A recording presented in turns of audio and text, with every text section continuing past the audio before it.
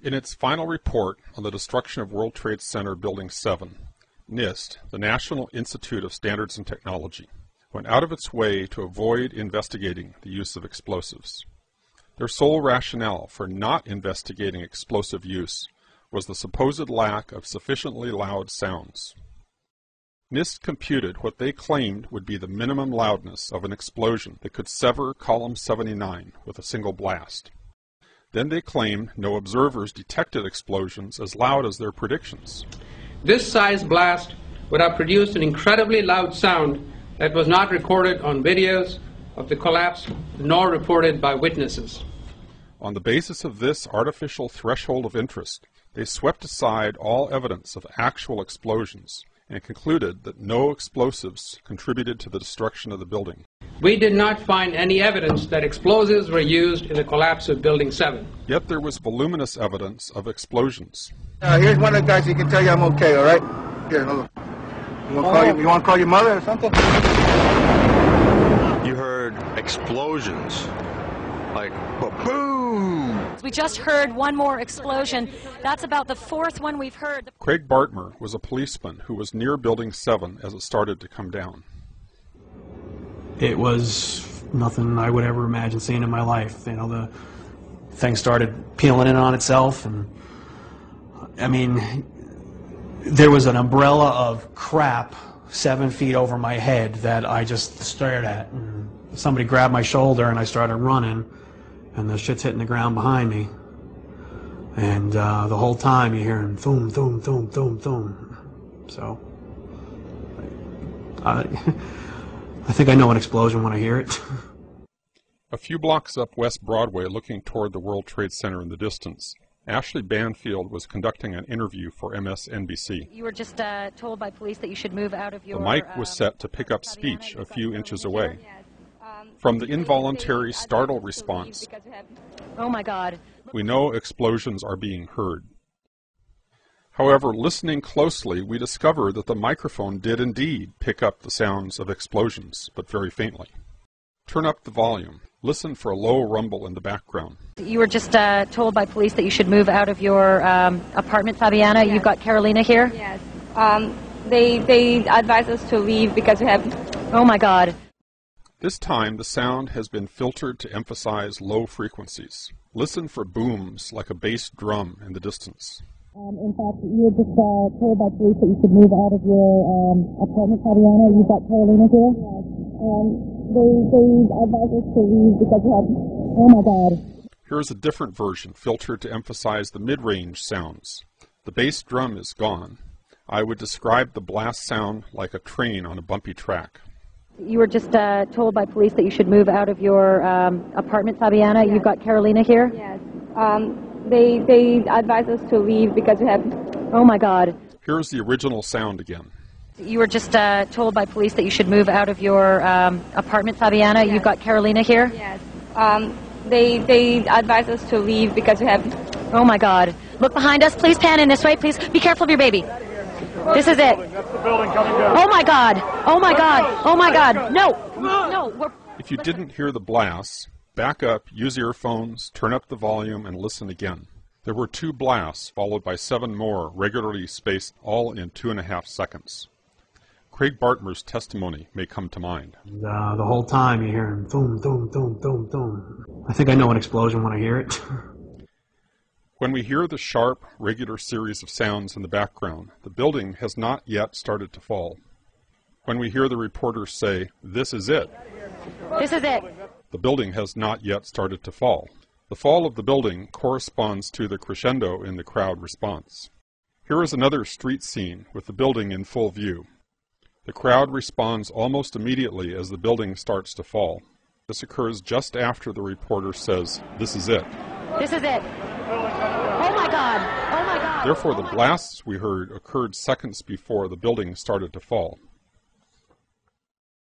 When Ashley Banfield says, "This is it," it is because she has been previously told to expect Building 7 to come down. The brown building, the tall one, is number 7 World Trade Center. I've heard several reports from several different officers now that that is the building that is going to go down next.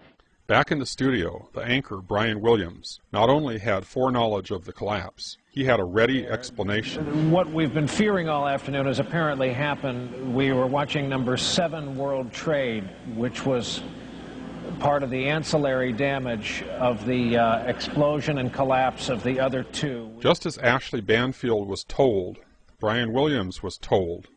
There is indeed evidence that even the top fire officials were told.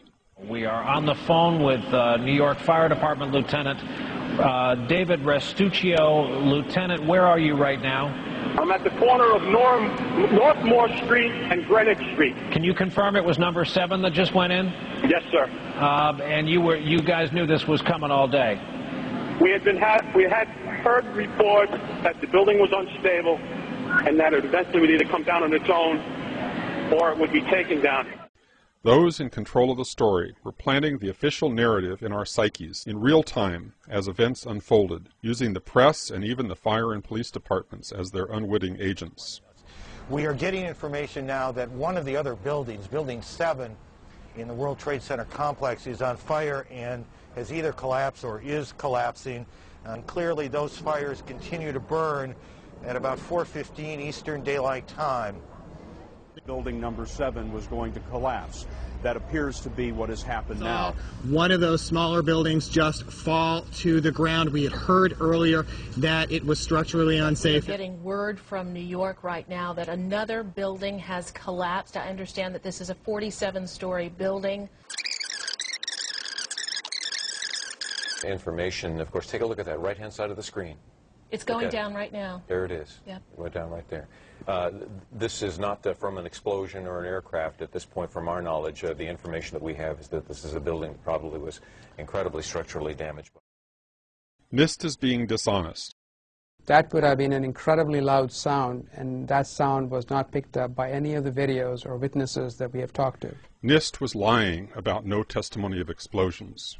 There was both testimony and recorded evidence of explosions. However, NIST discounted any evidence of explosions that did not exceed its artificially contrived threshold of interest. The minimum sound level of interest, as determined by NIST, was based on a blast of RDX, one of the loudest explosives available, large enough to break a major column outright with a single blast. They assumed no efforts at noise abatement, complete transmission of the sound to the outside air, no absorption or blockage of the sound along the path. And who knows if they assumed the use of an efficient cutter charge, or if they simply figured the effect of a bomb planted beside a column. They don't say. Their sole reason for doing this calculation was to create a pretext to sidestep any actual investigation of explosives. Why would NIST, or anyone else, choose to exclude from its investigation any evidence of any explosions related to the destruction of the building? A reasonable investigator might suspect that explosions could have been used in many different ways.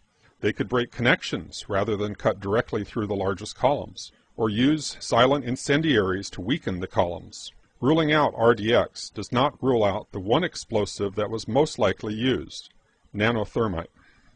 Nanothermite can be tailored to control the sound level by adjusting the particle size and including additives. Nanothermite might be new to the public at large, but many of the scientists at NIST had expert knowledge of and experience with nanothermite. Most importantly, independent scientists have found actual remnants of nanothermite in all of the World Trade Center dust samples they have examined.